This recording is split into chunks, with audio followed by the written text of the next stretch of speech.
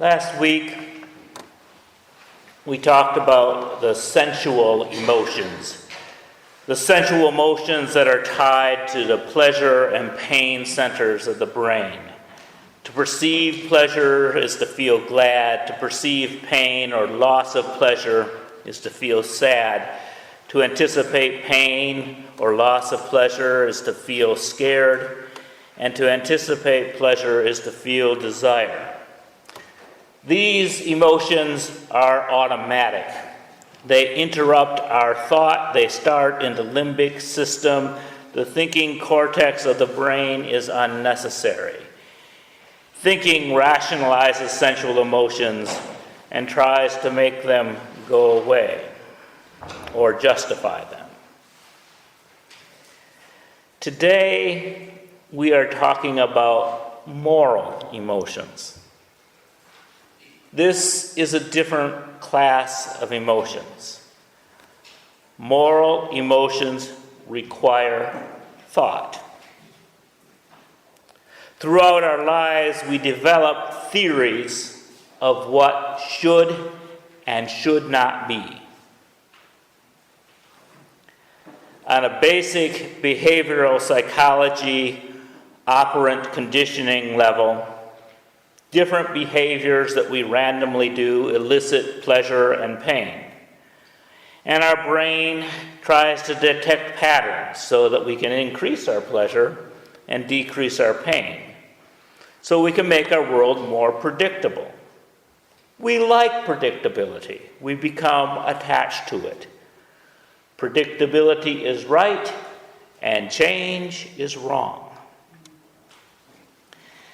And one of the things that brings most humans pleasure and predictability is belonging to a social group. It decreases our autonomy, but it does, in the long run, increase our survivability. We learn the norms of a social group, a group of shoulds and should nots. These are supported by the group. A fulfillment of a desire, though personally pleasure, might result in punishment from a group. Our thinking cortex is constantly calculating the balance between personal pleasure and the pleasure of belonging to the group. When the balance is equal for everyone, there is equity. And when things are out of balance, there is inequity. An old English word for sin is iniquity. It's related to the word inequity. Iniquity. Now, in the New International Version of the Bible, a recent translation, iniquity is used only 13 times. But in the King James Bible, iniquity is used 262 times. And I like the term iniquity because it makes me think of inequality. And I like it better than the idea of sin, the modern translation, which is more often defined as breaking a rule. The New International Version translation makes God seem unfair when it states in Numbers 14:18, He punishes the children for the sins of the parents to the third and fourth generation. If sin is merely breaking a rule, this is unjust, because people are being punished for sins that they did not commit. And you hear this in our social discourse. Whites sometimes become indignant when blacks mention slavery, stating, "It's not fair to hold me guilty of a crime I didn't commit." But hear that verse again in the King James Version. The Lord is long-suffering and of great mercy, forgiving iniquity and transgression, and by no means clearing the guilty, visiting the iniquity of the fathers upon the children unto the third and fourth generation.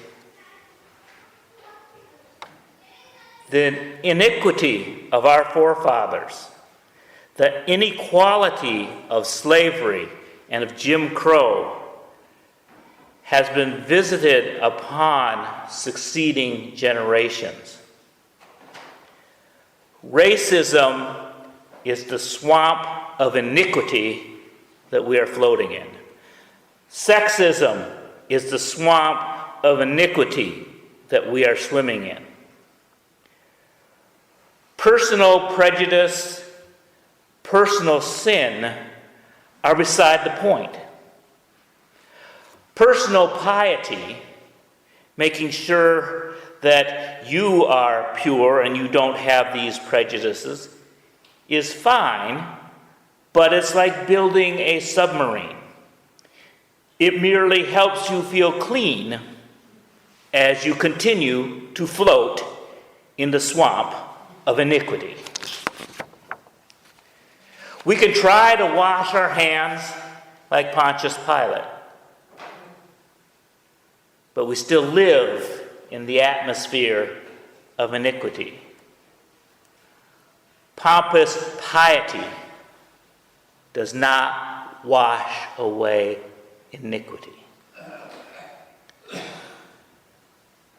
Moral emotions arise when we perceive or anticipate inequity. Moral emotions occur when our thoughts about justice are violated. When we perceive justice, perceived injustice leads to anger.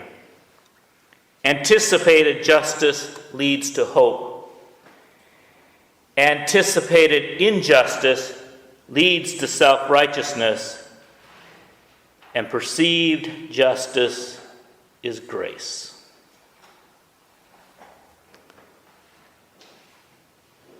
I begin with anger.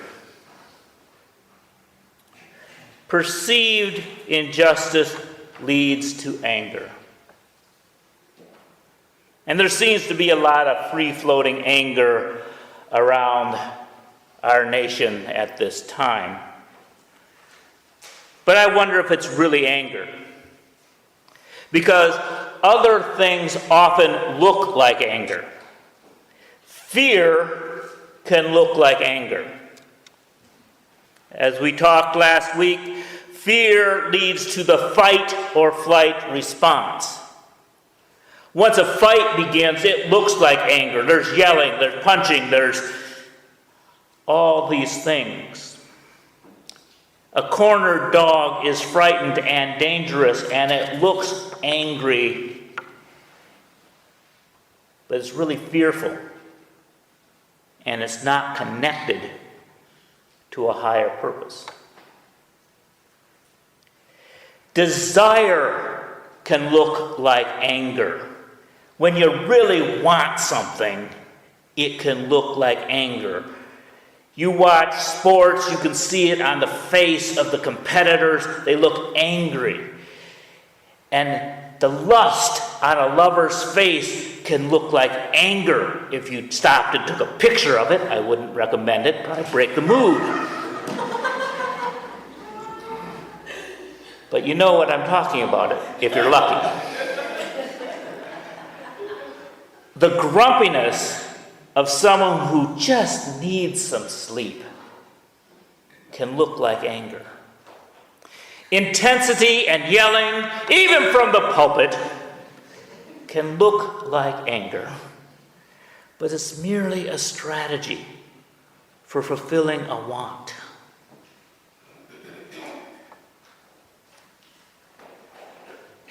Anger, as I'm describing it in this sermon, it's specific. Anger is a result of a basic human rights violation. It is tied to a basic human need that everyone should have. There's a saying, don't get mad, get even. Now, this is usually a call for vengeance, but I like to turn this on its head in the sense that getting even means getting balanced. Balance what you want with what is needed. Because sometimes we say it isn't fair, and sometimes what we really mean is I'm not getting what I want. My desire is not being met. But sometimes our desires not being met line up with desires that should be met for everyone. Let's say I have a plate of food and a beggar stops by and asks for some. My sensual desire yells, "Mine!" But my moral judgment may lead me to share according to need. Desire is personal. Anger is universal. Desire makes me not myself when I'm hungry. And advertisements tell me that can be fixed by a Snickers bar. But anger occurs when I realize that the universal human need for food is not being met. True anger leads to action larger than oneself. Otherwise, it is just selfish desire. Some people will boo because they don't want to hear a candidate's name. That is desire. Booing feels really good in the moment.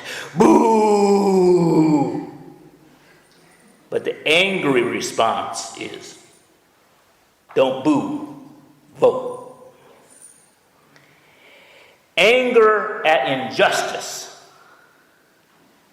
leads to an action towards justice.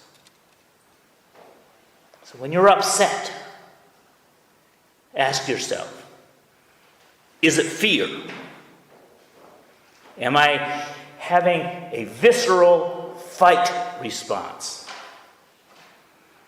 Is it desire? Am I having a tantrum because everything's not going my way? Or is it anger? Is it anger? Is this connected to something that is basic to my rights and the rights of every human being on the planet? Fear and desire have their purpose. They are basic to our survival. But only anger pushes one towards justice. And this is where I try to catch myself. Sometimes I get caught up in wordplay because I think it's fun. And then sometimes I get frustrated because I think that it's just semantics and you can get tied up in a thing where it's just words and words don't really mean anything. But sometimes they really do.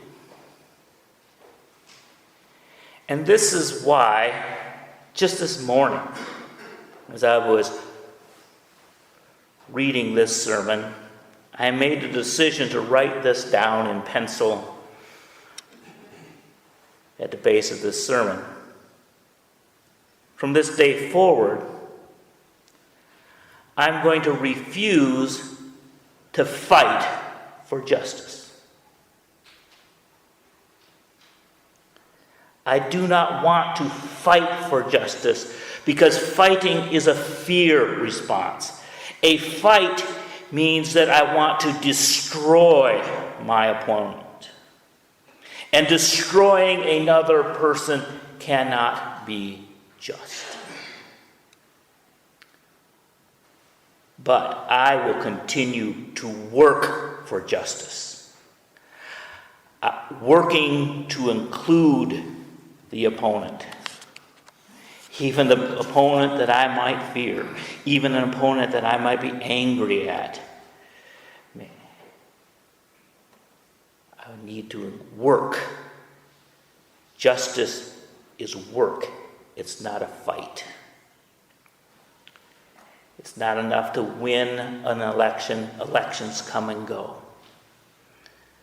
There's a long-term work that needs to be done so that we can have a sustainable community after elections and so that we can build a better future.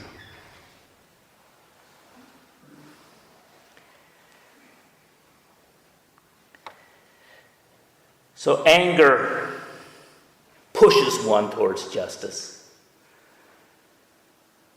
But I find it's not all that sustaining. I find sometimes I need to be pulled towards justice. If one anticipates justice, one has hope.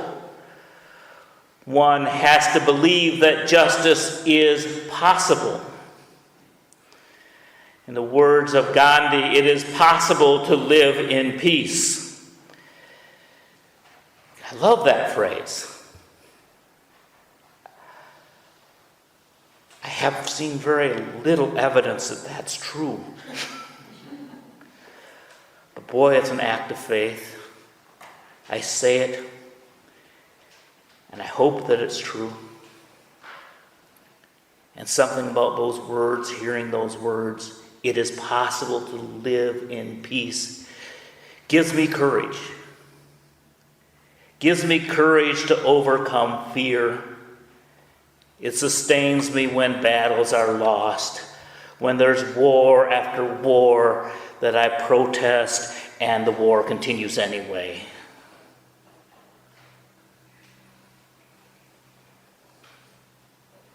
But that hope,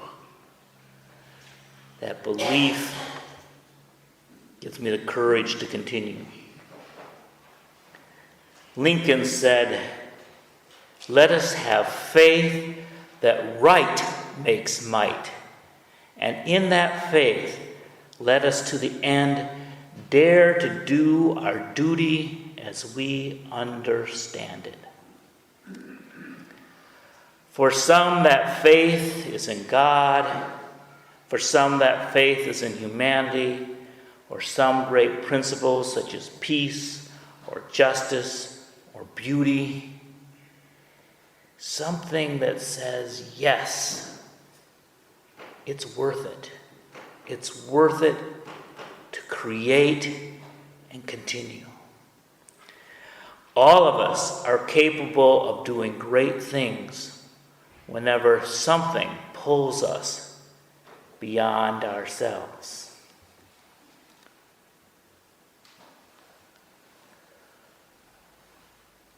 But what if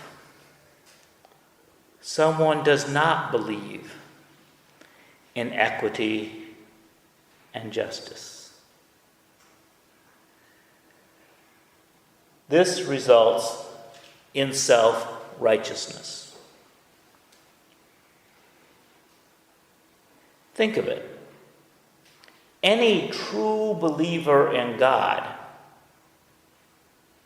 should believe that God is willing to bring justice. To kill in the name of God makes no sense. It shows that one believes that God is too weak to bring justice. Somehow one appoints themselves to kill for God, or cynically some vulnerable persons to carry out the hit. Generals, politicians, and terrorist leaders have long used this strategy. There are people who only seek vengeance. They think there is no justice. They say, I feel pain, I'm going to kill myself, and I'm going to take down as many people as I can with me. But there are also psychopaths that believe that they or their kind actually are more equal than others. There isn't equity, there isn't order, and they belong at the top. The lower classes have no right to complain. The rabble must be kept down where they belong. People need to be excluded rather than included. We are allowed to torture them because they torture us. There is no higher standard that we have to hold ourselves to. Self-righteousness does not seek justice, it seeks vengeance. It seeks only personal victory. Victory can come at any cost. There are no rules, or if there are rules, special exceptions are made for me. Self-righteousness rejects altruism. It believes that everyone does and should act for oneself. Do unto others only what is good for oneself.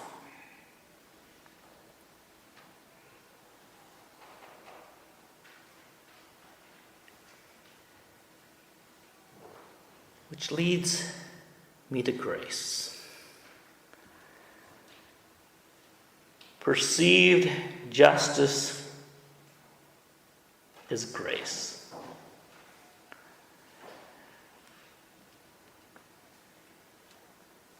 When we're in a position to extend mercy, we're being gracious. When we receive mercy, we should be grateful. But grace is very elusive.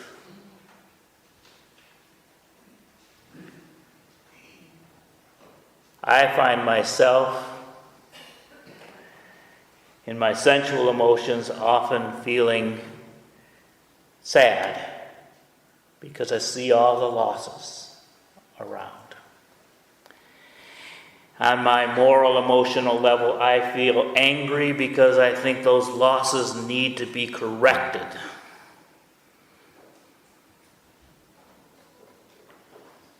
I would love to live in a state of grace. Being able to have mercy upon those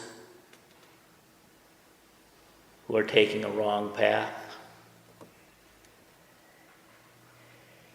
In harmony with ultimate justice, so that I could go straight to ethical action without getting angry, so angry in the meantime. So I could just know that my altruism is not just selfishness in disguise, that I am really acting on the behalf of all and not just rationalizing my personal wants and trying to make them seem more noble than they really are. I wish I could live in a state of grace so I could live without fear, knowing that those things that attack me are mostly aspects of myself, that they are part of the human condition, that I should be able to understand better than I do. I wish I could live in a state of grace so I could be truly grateful for all that I have received, rather than just go by day taking things for granted as if I deserve them. I wish I could live in a state of grace so that I could let things go without grief. knowing full well that people come in and out of my life. That is the way of life. We can enjoy each other and be grateful gratefully let each other go when it's time. I wish I could live in a state of grace so that I could satisfy my desires without harming others, and so that all of my hopes could be lived as truth. There have been moments when I have seen the mountaintop through the clouds. I have looked through the mirror dimly. At times I have felt the reassuring embrace of all that is sacred. I have heard the echoes of creation ringing in my ears, singing a siren's song, guiding me to safe harbor. The fragrance of flowers, the flavors of food hint at what is and what could be. But it is difficult to know what true justice is. And I also know that it is possible that there is no justice. So I make a choice. I choose to believe in equity. It somehow pleases my sensual emotions. Having moral emotions gives me a reason to live. Searching for equity saves us from iniquity. May we bless and be blessed.